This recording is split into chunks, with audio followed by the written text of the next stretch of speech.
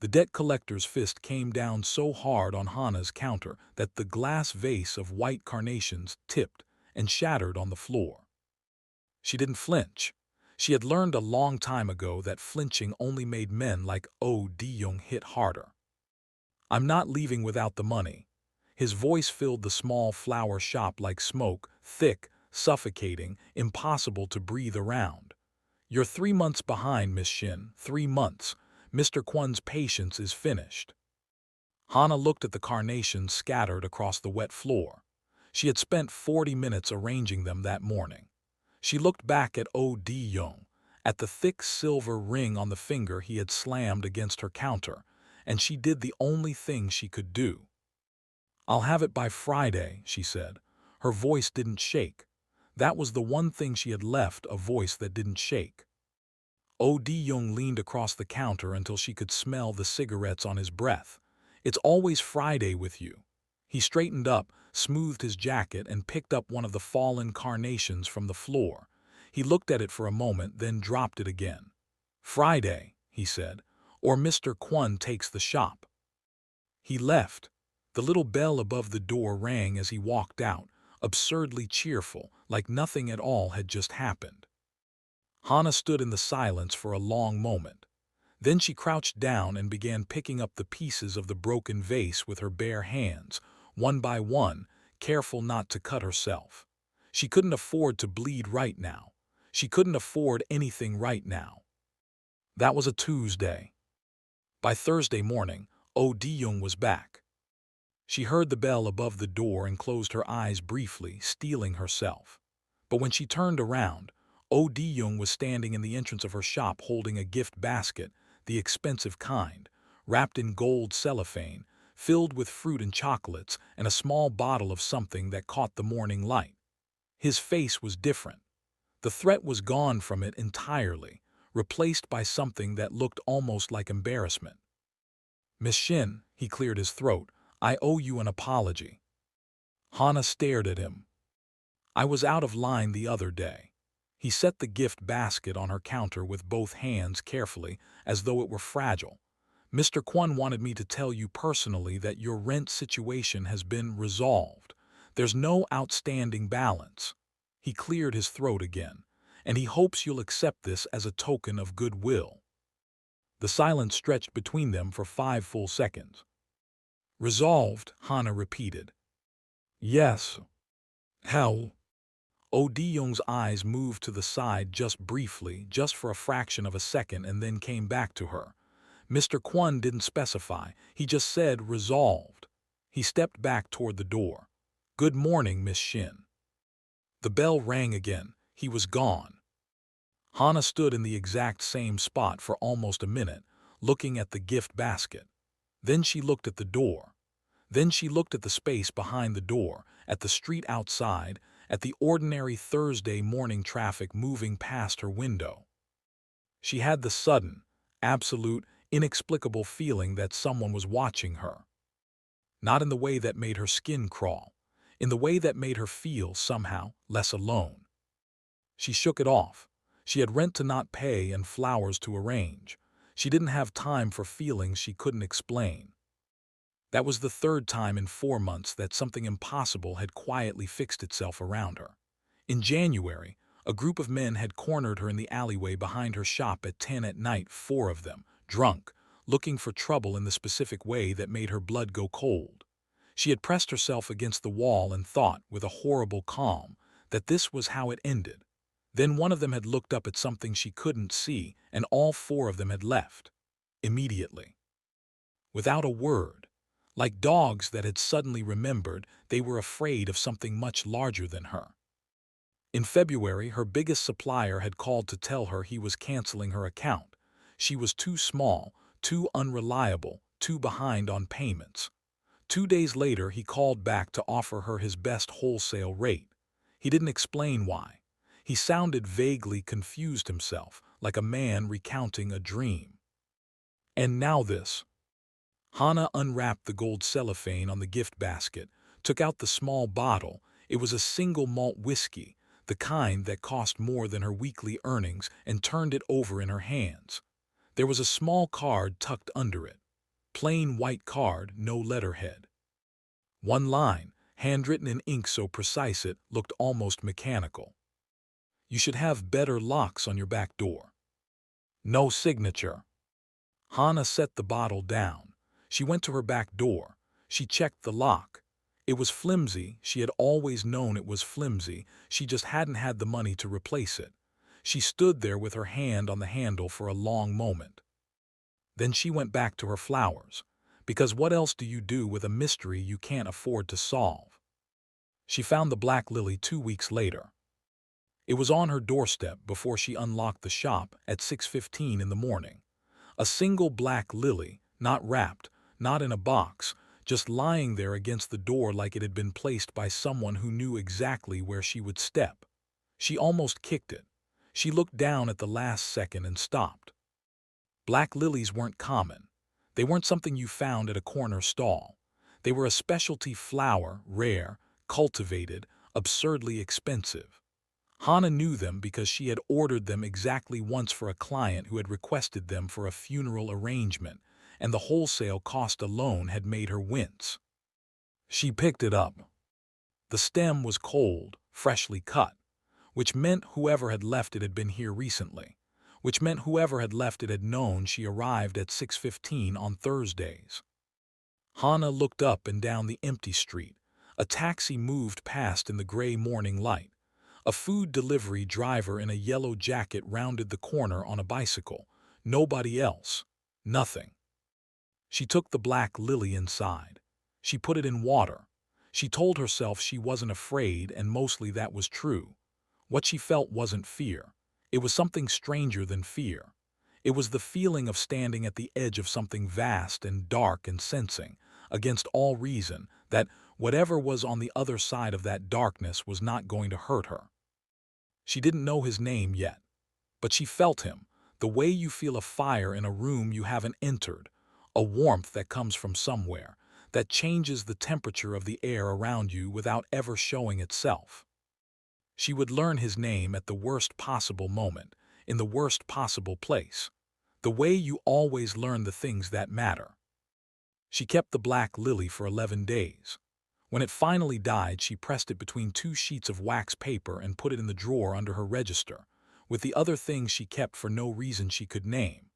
A ticket stub from a concert she had attended alone, a note her mother had written on a napkin the last time they had lunch together, a photograph of the flower shop on the day she opened it, when the window was clean, and the shelves were full and everything felt, briefly, possible. She did not examine why she kept the lily with these things. Some questions you don't ask because you already know the answer would change something fundamental, and you're not ready for that yet. The invitation arrived on a Friday. It came in a heavy cream envelope with a blue wax seal, a diamond with a single facet missing, which Hana would later understand was the symbol of the Blue Diamond Group, one of the most powerful private investment firms in Seoul. At the time, she just thought it was expensive stationery. Inside was a gilded card, the Blue Diamond Gala, an evening of art and philanthropy. Saturday, 8 p.m., venue, the Celestia Grand Hotel. Below that, handwritten in the same neat script as the invite, Miss Shin Hana, representing Shin's bloom, complimentary table, dress code, black tie. Attached was a business card for a man named Director Yu, a purchasing director, the card said, who was deeply interested in establishing a long-term floristry contract for the Blue Diamond Group's corporate events.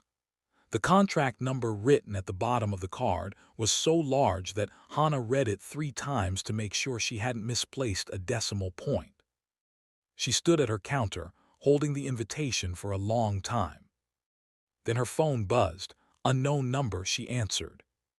The voice on the other end was low and even, like someone reading off a script they had memorized long ago.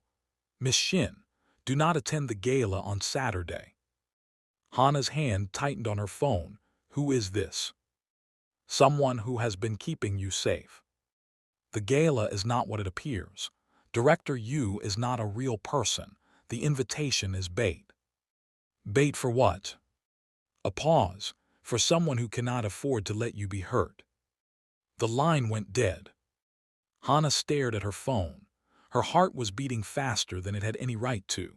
She thought about the four men in the alleyway who had simply walked away.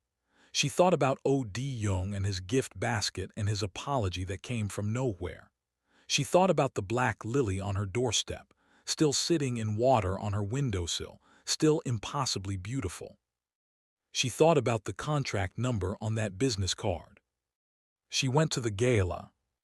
She told herself it was because she needed the money, which was true. She told herself it was because she refused to live her life being afraid of anonymous warnings, which was also true.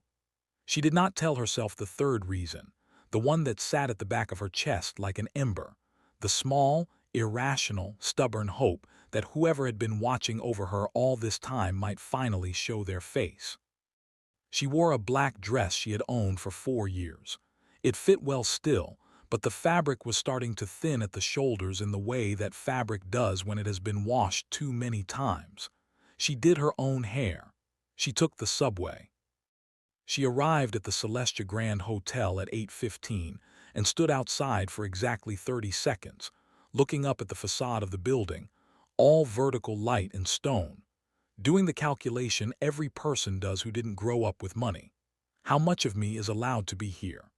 Then she pushed the calculation aside, because she had made it this far on nothing but stubbornness and a good eye for color, and she walked in. She understood immediately, stepping through the entrance into the blaze of light and crystal, that she had made a mistake in the category of dress. Every woman in the room was wearing something that cost more than her shop's entire inventory. Every surface gleamed, marble, glass, polished gold. A string quartet played something classical in the corner, and waiters moved through the crowd with trays of champagne flutes that caught the chandelier light like moving constellations. The room smelled like imported flowers, orchids, probably white ones, and something else she couldn't identify. Hana stood just inside the entrance and felt the particular humiliation of knowing exactly how out of place she was, and knowing that everyone else in the room could see it too. She straightened her spine. She took a glass of champagne from a passing tray. She walked forward. There were perhaps 50 guests, she counted, out of habit, the way she counted flower stems when she was nervous. 50 people, every one of them radiating the specific confidence that comes from generational wealth, from never once in your life having to worry about a debt collector's fist on your counter. Politicians, she recognized a few faces from newspapers. Businessmen, women who carried themselves like weapons. She was looking for Director Yu, knowing now that she wouldn't find him when she felt it. A shift in the room, subtle, like a barometric pressure drop before a storm, the kind your body registers before your mind catches up.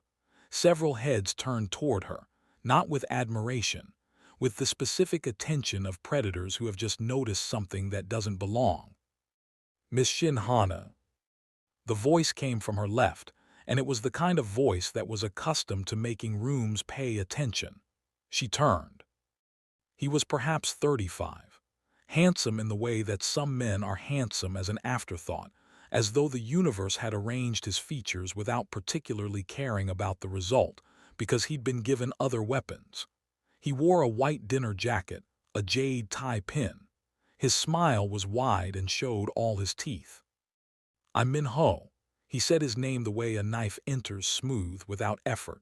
"Han Min-ho, I'm so glad you could join us." There was no Director Yu. Hana had known that, but knowing a trap is a trap doesn't mean you know how to get out of it. "Thank you for the invitation," she said carefully. "Of course, a woman of your talent deserves to be celebrated." He said the word asterisk talent with a half-second pause before it that made it mean something else entirely. He gestured to the room with a champagne glass. "Please, enjoy yourself. We'll talk business later." He moved away. Hana breathed. For the next 40 minutes she moved carefully through the edges of the room, making small conversation with the few guests who approached her, keeping her face pleasant and her champagne glass raised so her hands would have something to do. She told herself she would stay for 1 hour, long enough to seem like she wasn't running, and then she would leave. Min-ho was watching her. She could feel it. He wasn't subtle about it. He stood at the center of the room with two other men she didn't recognize, and he tracked her movement the way you track something you already own. At 45 minutes, she decided she had stayed long enough. She turned to leave. And Min-ho was suddenly in front of her. Not suddenly, he had moved deliberately, she understood that. He had timed it. He had wanted her to be mid-turn, off balance, already moving in the wrong direction. Leaving so soon, the smile. We haven't even discussed the contract. I think there may have been a misunderstanding about the terms, Hana said, carefully, keeping her voice at exactly the same level it had been in her shop when Oh Di-young had put his fist on her counter. A misunderstanding. He tilted his head. You're very composed, aren't you, for a florist from Mapo-gu? The string quartet was playing something that involved a lot of sustained notes, ravel, she thought, something slow and building. Around them, the 50 guests had subtly repositioned. She registered this without looking directly at them. The way the crowd had rotated, the way conversations had gone quieter. They were watching, all of them. Your dress is charming, Min-ho said. He reached out and touched the fabric at her shoulder, not grasping, just touching, a fingertip in a way that was somehow worse. Is that polyester? I couldn't tell from across the room. Hana didn't move. What do you want, Mr. Han? I want to introduce you to some people. He moved beside her, put a hand on her elbow, not gripping yet, but the threat of grip, the architecture of it, and steered her gently toward the center of the room. Everyone should meet you. You're quite special, you know. She let herself be steered because the alternative was a scene and she didn't yet know the shape of what she was dealing with. Keep your options open. Keep moving. Don't panic. They arrived at the center of the ballroom under the largest chandelier, where the crowd formed a loose ring around them. 50 pairs of eyes. The string quartet had shifted to something slower. Ladies and gentlemen, Min-ho said, raising his voice just enough, I'd like you all to meet Miss Shin Hana. She runs a small flower shop in Mapo.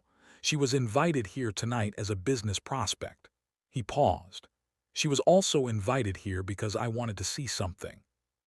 Hana looked at him. The smile was still there, but the pretense behind it had dropped entirely, like a stage flat falling, revealing the bare mechanics behind it. I wanted to see if the ghost would come out of the dark for her. He looked at her with an expression that was almost curious. You don't know what I mean, do you? You have no idea who's been watching you. I don't know what you're talking about, she said. No, that's what makes you so useful. He reached out and took her wrist. Not her elbow this time. Her wrist. His thumb pressed down over the pulse point, and the grip was firm enough that she felt the bones of her wrist shift slightly. A florist, he said to the room conversationally, like this was still a dinner party anecdote. That's what he's been protecting. Not territory, not money, not power. He looked at Hana directly. A florist with a second-hand dress and a shop that can barely pay its rent.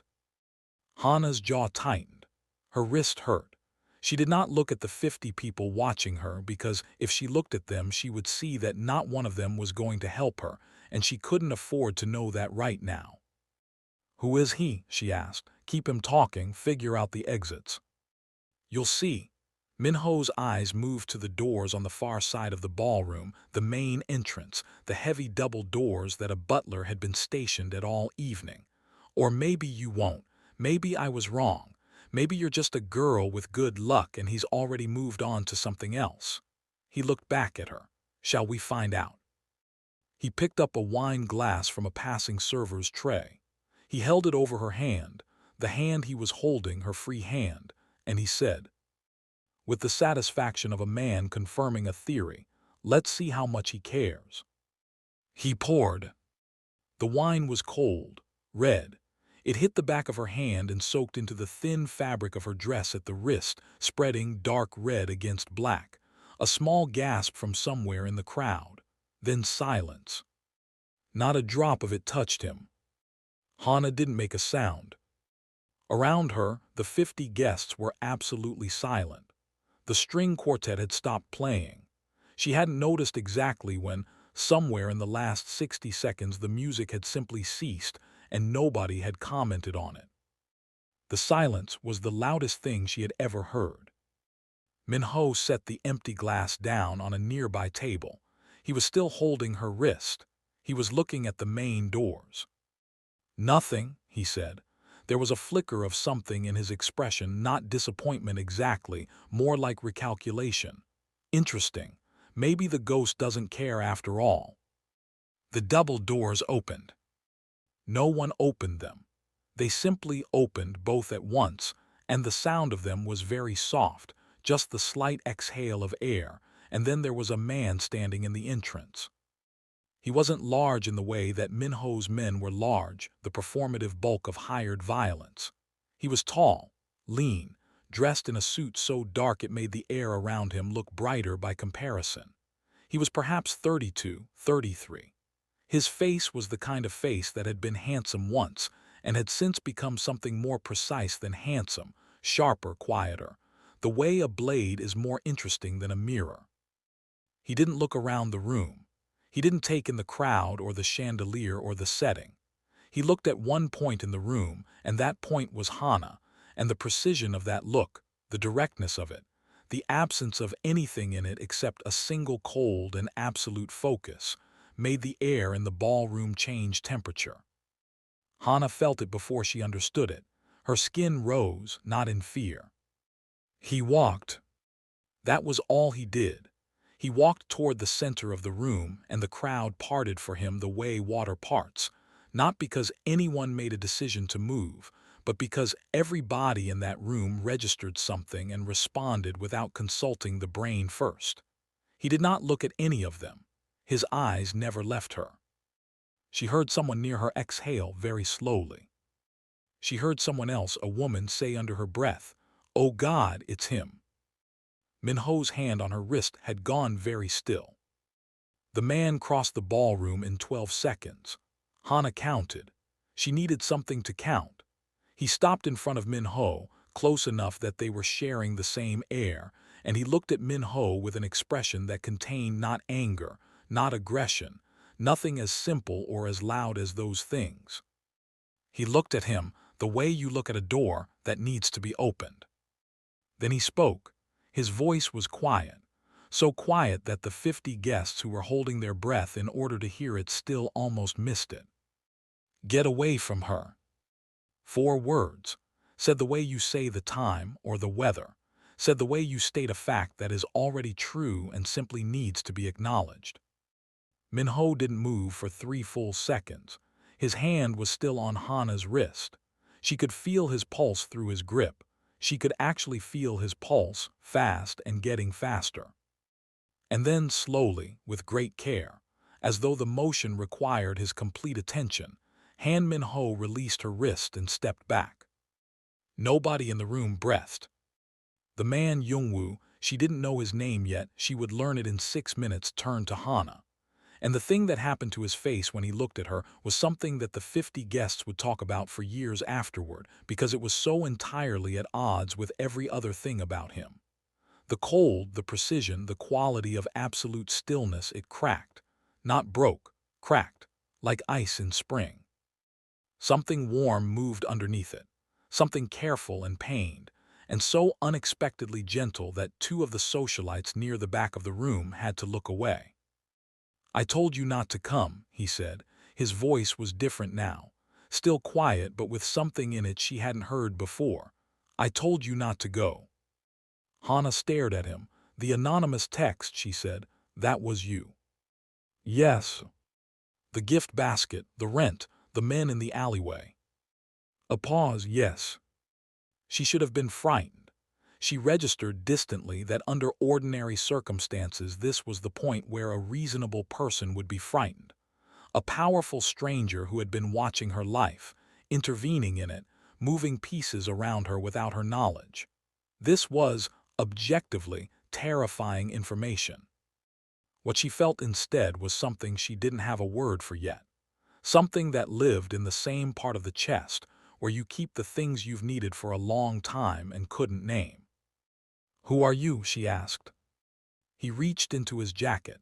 Hana went very still, so did the entire room, and he produced not a weapon but his jacket itself, the outer layer, shrugging it off his shoulders in one smooth motion.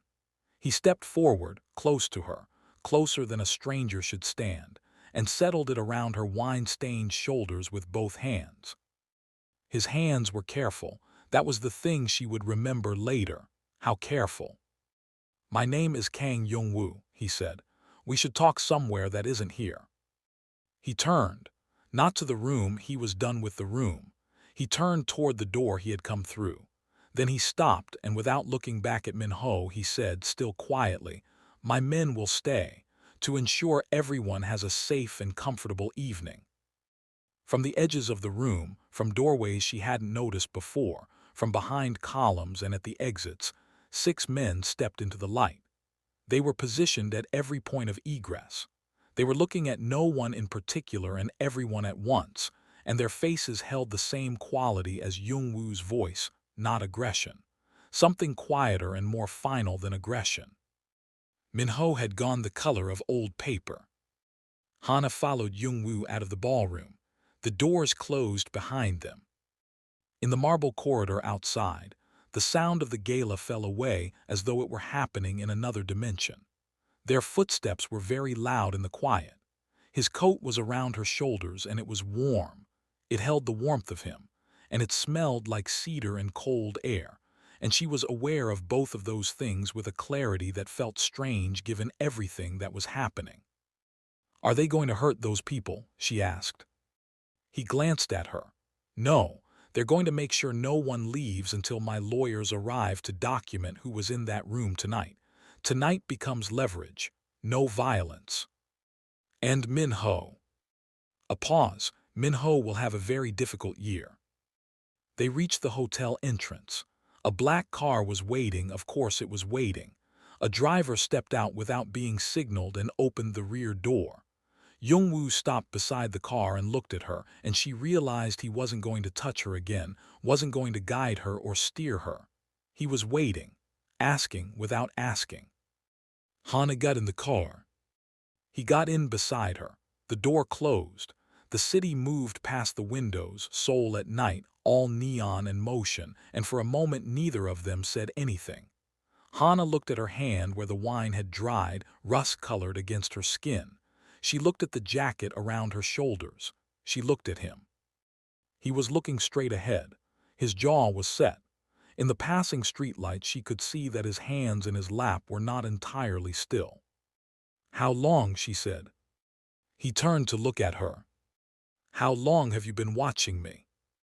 He was quiet for a moment that stretched out like wire pulled too tight. Then he said, 10 years. The number landed in the silence between them and sat there. 10 years, she repeated. "Yes." Hana looked out the window. The car turned onto an expressway, the city spreading out below them, lights as far as she could see. She thought about 10 years of her life, her university years, her mother's illness, the year she'd spent saving to open the shop, the 3 years since of barely staying afloat, and she tried to map the shape of him over all of it. A presence she had never seen, a warmth she had felt and dismissed. "Why?" she said. And here was the moment that none of the 50 guests in the ballroom would ever know about. The moment that was just for them, in the back of a car on a Seoul expressway, with the city lights moving across the glass. Jung-woo reached inside his jacket, the jacket that was around her shoulders, and she felt the motion before she understood it, the slight shift of the fabric, and he produced a photograph. Old, the colors faded the way photographs from 15 years ago fade. He held it out to her. She took it. It was a picture of a building on fire. Not a large building, a low structure, institutional, the kind of building that is always slightly gray even in summer. But the fire was significant, and in front of the building, framed by smoke, there was a girl. She was maybe 17 in the photograph. She had short hair and she was crouched on the ground and she had her arms around a boy, a small boy, maybe 7 years old, and the way she was holding him, curved over him, her back to the fire, taking the heat, made Hana's chest go tight before she even recognized the girl. She recognized the girl. "That's me," she said. Her voice had changed. Something had left it. "I remember this. There was a fire. I was volunteering. It was an orphanage in Yunpyeong. The Hambit Children's Home." His voice was very quiet. "March, 15 years ago." Hana looked at the boy in the photograph. Small, dark-haired, his face pressed into the girl's shoulder so she couldn't see his expression. She had never seen his face that day either. She remembered it, remembered the smoke, remembered thinking with absolute certainty that she had to get him out, that nothing else existed except that single fact. She had never found out what happened to him after. The paramedics had taken him, and she had given a statement to the fire investigator and gone home, and that had been the end of it. She looked up at Jung-woo. He met her eyes and didn't look away.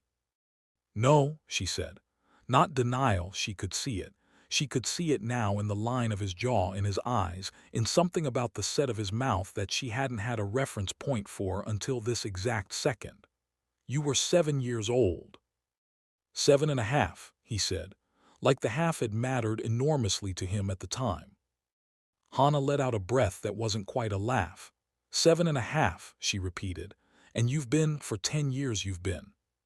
"Yes." She looked at the photograph again. She looked at the boy with his face pressed into her shoulder, his small hands gripping the back of her uniform jacket. She remembered the heat. She remembered the way the ceiling had grown before the first section fell, and how she had covered him with her body and run, and how the outside air had hit them both like cold water, and how the boy had been shaking so hard she'd had to hold him steady while the paramedics ran over. She had never known his name. She had never known if he was okay. "I used to think about you," she said. The words came out quieter than she intended. I used to wonder." She stopped. "I asked the fire investigator about the children from the orphanage. He said they'd all been accounted for. I should have pushed harder. I should have asked someone to find out how you were. You were a 17-year-old girl who had just run into a burning building and could have died." His voice was level, but something had tightened in it. "You did more than anyone could have asked. You don't have anything to account for." "Neither do you," she said. "That's what I'm trying to tell you. Whatever debt you think you owe, you don't. I didn't save you to collect. I didn't think. I just moved." She looked at him. "It was 60 seconds, Jung-woo. It wasn't even a minute." "It was my life," he said simply. Hana looked at the photograph again. At the girl who was her. At the boy whose face she had never seen. She thought about the black lily on her doorstep. She thought about the coldness in his voice when he had said get away from her, and the warmth that had broken through after, and how both of those things had come from the same person, and how, somehow, that made complete sense. "You've been watching over me," she said slowly, "for 10 years, because of a fire, when we were children." "You didn't think," he said. "You just moved toward me. Everyone else was moving away from the building and you moved toward it because I was still inside." He paused. "I watched you walk back into the smoke. I was so frightened I couldn't move. And then your arms were around me and you were saying." He stopped. "What was I saying?" A pause. The city moved past the windows. "You were saying, it's okay, I've got you, you're safe now. You said it the whole time we were getting out, even when the ceiling came down and we had to run." He looked at her steadily. "You were 17, you were terrified, and you were still saying it." Hana felt something move through her that she didn't have a category for. Not grief exactly. Not joy. Something that sat between them, heavy and bright at once. "I went to the orphanage the next day," he said. "To find you, to thank you, but you'd already left Seoul. You were at university by then. It took me 3 months to find out your name." A pause. "I was 7. I couldn't exactly hire an investigator. I just remembered everything, every detail. And I waited until I was old enough to find you myself." "And the Empire," she said. "The Northern Syndicate, all of it." "Came later." He was quiet for a moment. "It wasn't built for power. It was built for protection. It was built so that no one could ever touch you, so that the men who would have made your life difficult would have a reason not to. He looked at his hands. I know what it looks like. I know what I am. I'm not asking you to. Jung-woo. He stopped. She had used his name, his given name, without the formal address, the way you speak to someone you already know. He looked at her. You turned your entire life, she said carefully, into a shield for someone you met once, when you were 7. You didn't meet me once, he said. You ran back into a burning building for me. That's not something you forget. That's not something you let go unreturned. Hana looked at the photograph in her hands, at the girl running toward the fire. I didn't know your name either, she said. I never knew what happened to you. I know. I thought about you, after. I always wondered if you were, she stopped, cleared her throat. I wondered if you were all right. The silence between them was different now. It had changed in texture, the way a room changes when a window is opened, the same space, but something new moving through it. Are you angry with me? He asked. The question was careful, it cost him something. Hana thought about it honestly. About the years of his invisible presence, the intervention she had felt but never seen, the anonymous texts, and the debt collectors with their sudden apologies. She thought about his face tonight when he had walked across the ballroom floor, the absolute certainty of him, the willingness to break 3 years of something significant without a moment's visible hesitation, because her wrist was in someone else's grip. You should have told me, she said. Yes. You could have just knocked on my door, at any point. A pause, I know. Why didn't you? He looked at her for a long moment. Outside, the city had given way to the quieter northern districts, older buildings, more trees. The light was softer here. Because I didn't want you to be afraid of me, he said finally. And I was, he stopped again. She had the impression of a man who was very practiced at silence and was finding it, for once, insufficient. I wasn't sure you would be glad to see me. The car turned through a gate.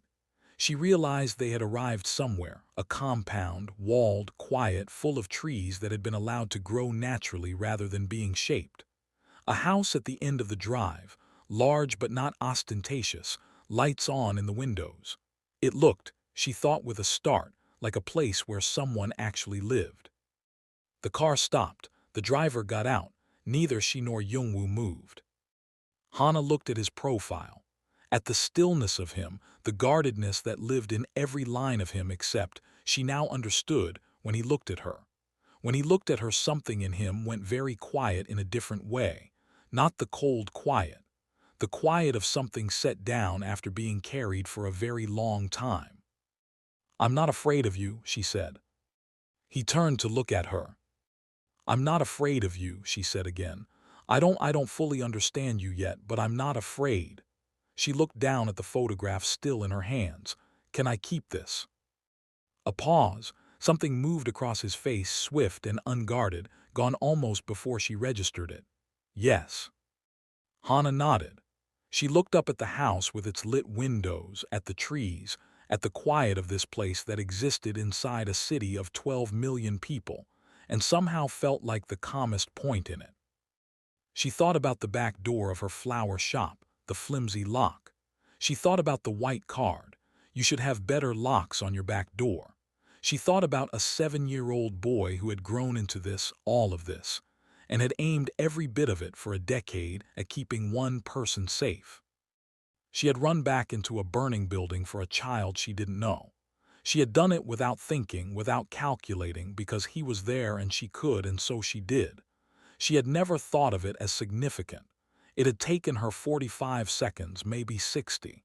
It had been, to her, a small thing. To him, it had been a life's work. You've been honoring a debt, she said slowly. All this time, you thought you owed me. I do owe you. Jung-woo.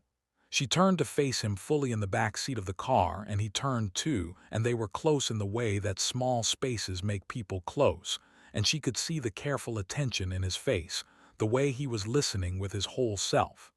You don't owe me anything. I would have done it for anyone. Something flickered in his expression. She kept her eyes on his. "That's the whole point, isn't it?" she said. That's why." She gestured, not quite knowing what she was gesturing at. "A 7-year-old in a burning building and you ran back in for me. Who does that? Not for reward, not for debt, just because." He was very still. "I think maybe," she said quietly, "we've both been looking for each other for a long time, and just didn't have the right words for what we were looking for." The silence between them was the most complete thing she had felt in years.